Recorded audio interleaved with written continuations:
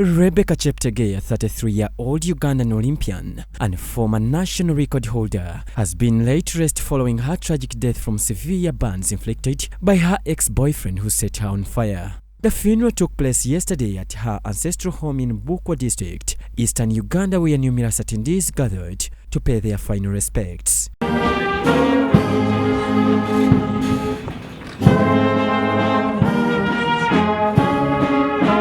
The funeral took place in a secluded town close to the Kenyan border, accompanied by military honors. A multitude of mourners gathered to pay tribute to the late Rebecca Cheptegei. Various authorities, family members and other individuals delivered heartfelt eulogies before the large crowd assembled in a sport field within the district as they offered their final respects.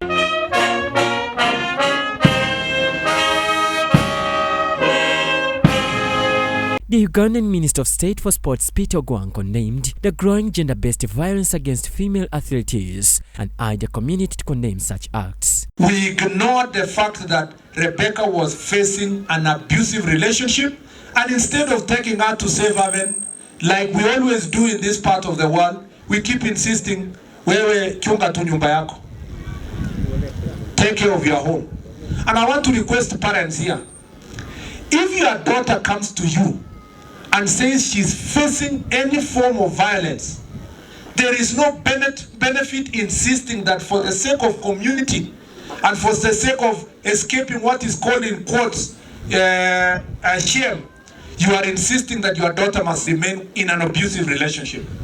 I want to say here, even as for our community as Kalenjins, let's face it, let's tell our daughters, let's open doors in our families for our daughters to come back home if they are facing problems with their husbands or their friends where they are living.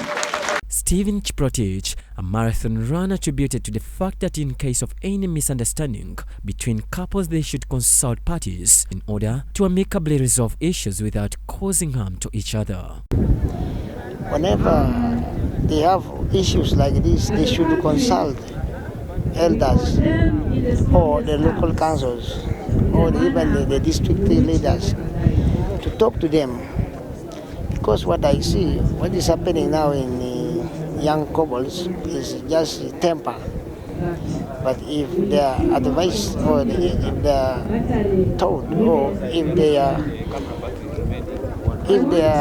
gathered with the elders, and I think elders should be giving the right information. And then the president of Uganda's Athletic Federation, Dominic Ochet, also condemned the act of violence and attributed to how the late Rebecca still had a long way to go in her sports career. Somebody cannot be your sweetheart today, then tomorrow she is a subject of murder.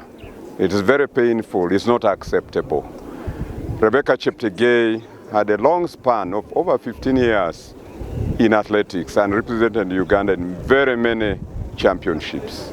We were with her in Paris just last month. She was an Olympian.